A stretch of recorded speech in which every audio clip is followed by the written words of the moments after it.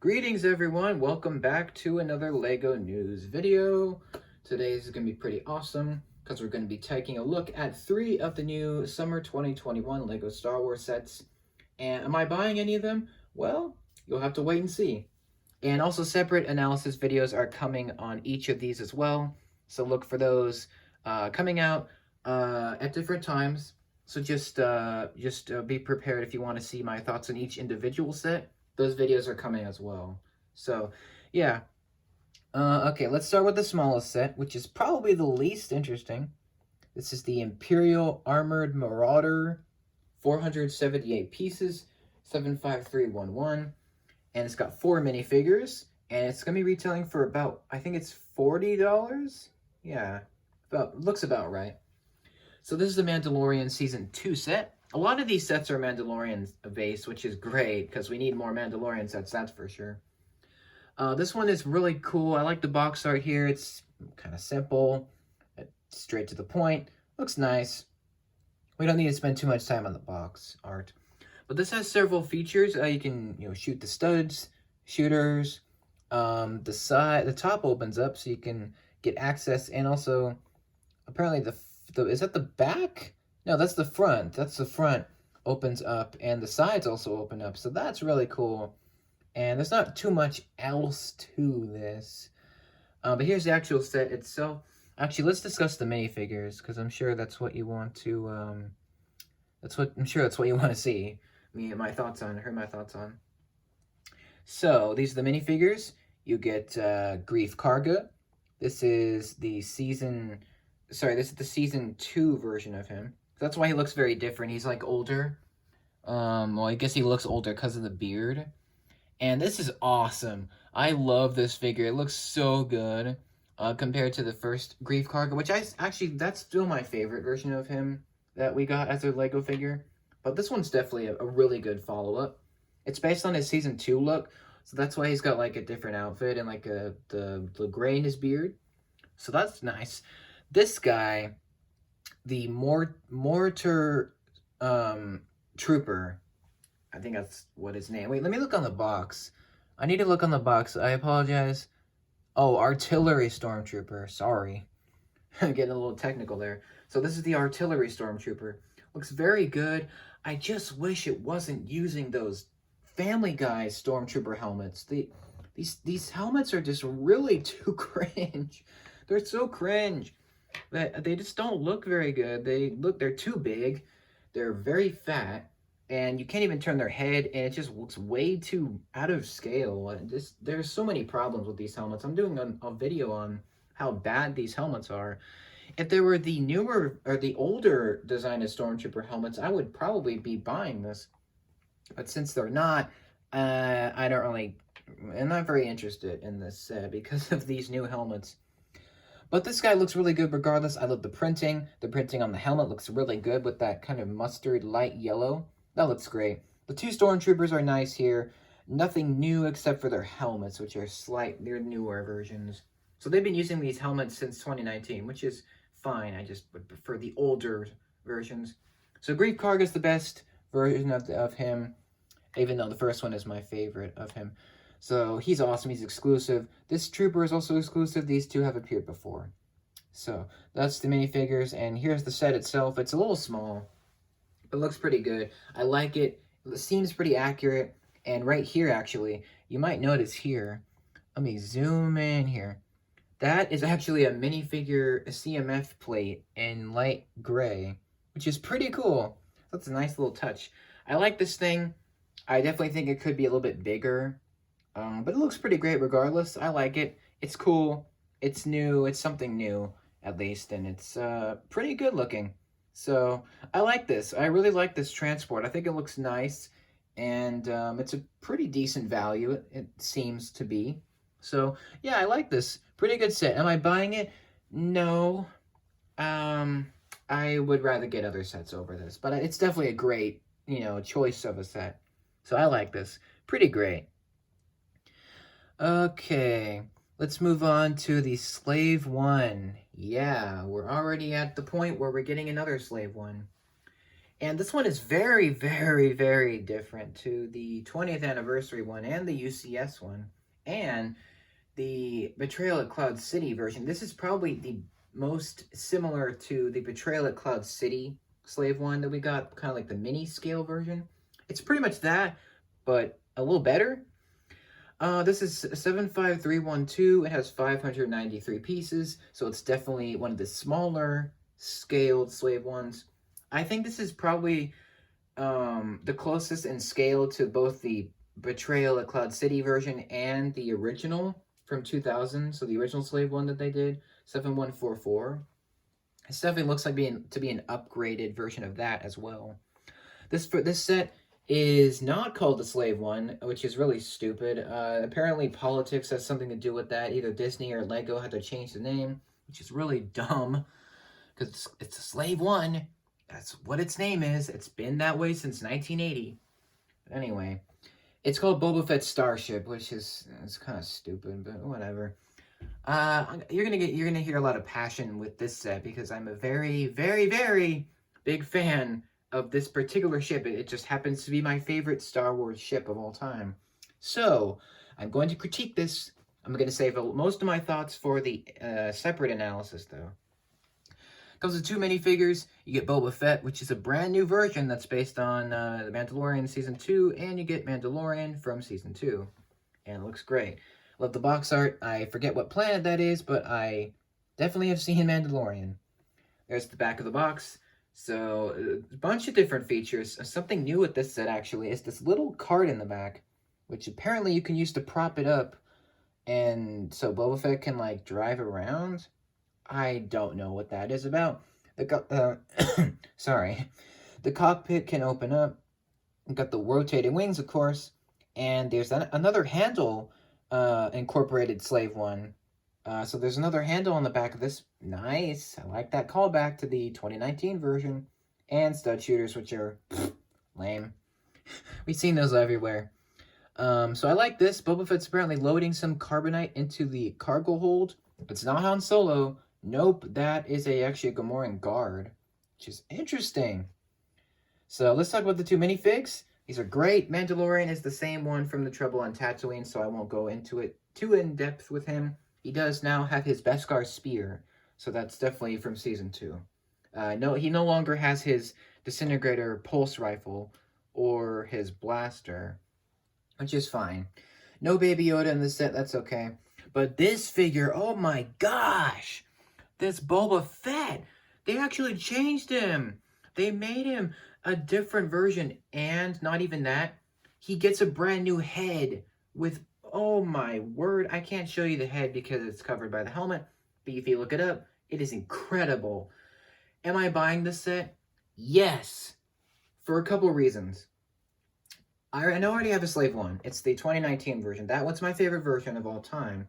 However, I actually want to do a comparison with this new Slave One from 2021, and I want to compare it to the past Slave One that we got, which is 2019.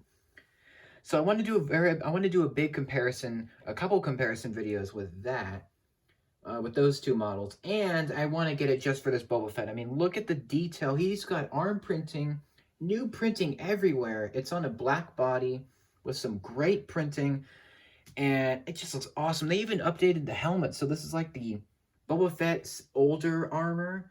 So he paints his armor later in Season 2, and that's what this is supposed to represent, I think. So that's great. Oh, I could gush all day about this figure. I probably will do that in the analysis. But let's move on to the actual Slave One itself, which looks amazing, actually. I was actually surprised by the look of this. It looks really good, actually. For a smaller version, they actually packed quite a few stuff into this.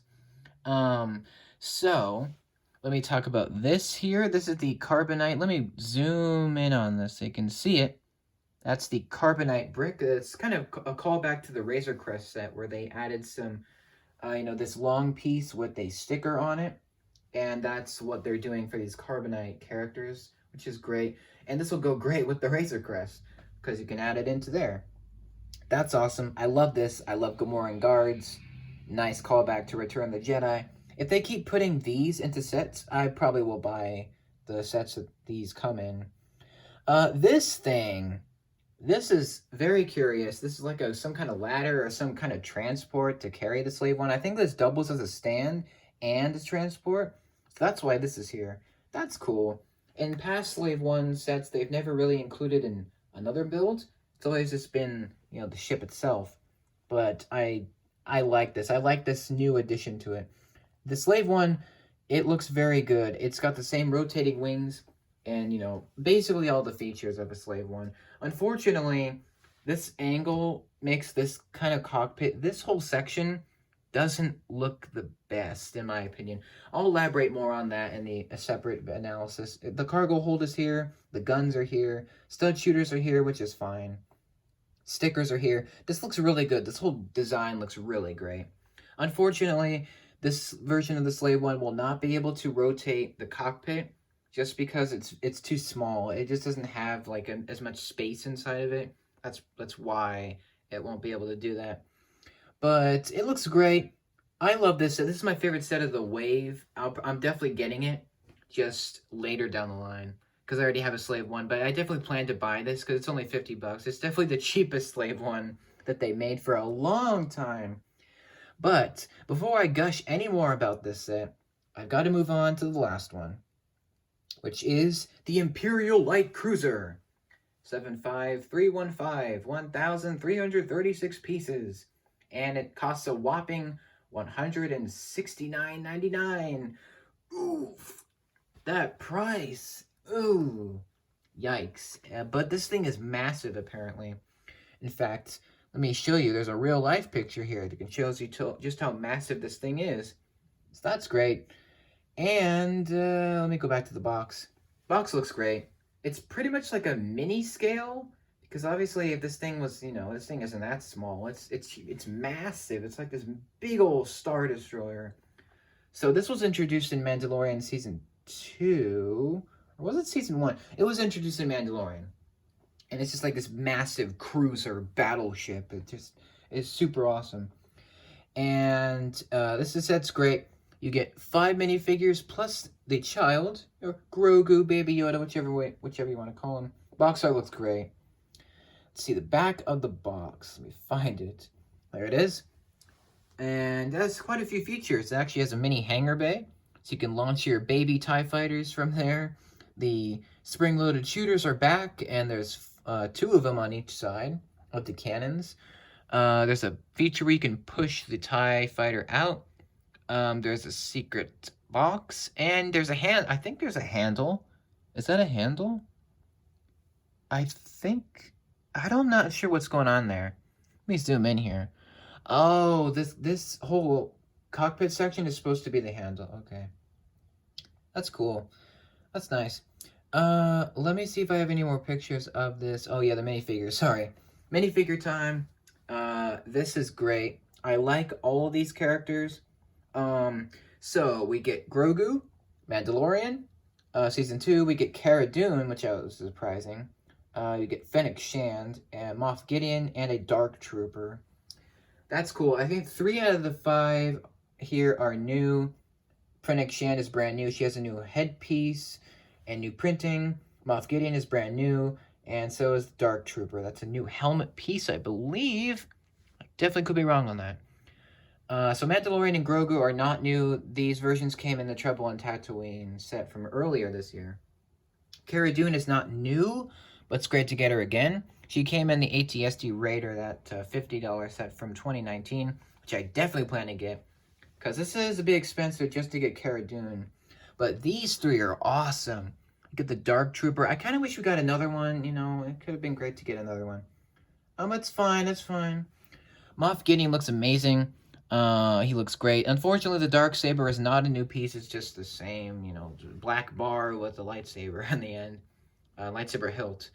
But it's still great. I love Moff Gideon. He looks really great. Fennec Shand looks amazing. I love that headpiece. We can't see her face behind the helmet, so we're just gonna have to wait for that. Oh, wait. She has arm printing. That's pretty sweet. Oh, that's pretty nice. And her and Cara have the same gun. That's cool. And Mando is no longer having his blaster rifle, the Amban phase rifle. So that's gone. So now he has the spear.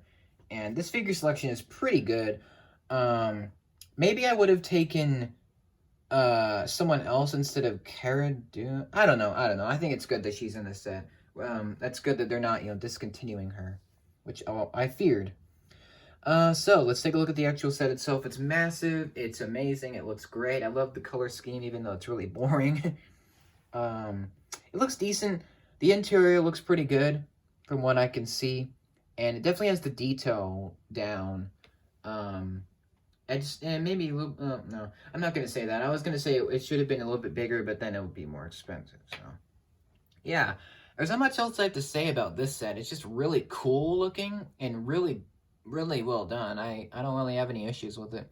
Am I buying this? No. I already had the Razor Crest. I think I'm fine. I'd rather get some other Mandalorian sets, some maybe smaller ones, with some different characters. But that's the Imperial Light Cruiser. Definitely one of the best sets of this whole year, this whole wave. Is really, really cool. And I think it would definitely be, I think it's probably worth the $170, although it's definitely overpriced. I think it definitely should have been like $90 to $100, not, $170. But that's okay. I think it's definitely going to be a great set regardless. But what do you guys think? What do you think about these different sets? Which ones are you getting? Which ones are you not getting? Please let me know. And thank you very much for watching this. I know it was long. I apologize. But let me know all your thoughts in the comments below. Thank you very much again for watching. Let me know which ones you're getting. And let me know if you liked this video. If you did, great. And I will see you in the next LEGO News Analysis, which will be soon. Thank you very much. And take care. Have an awesome day, people.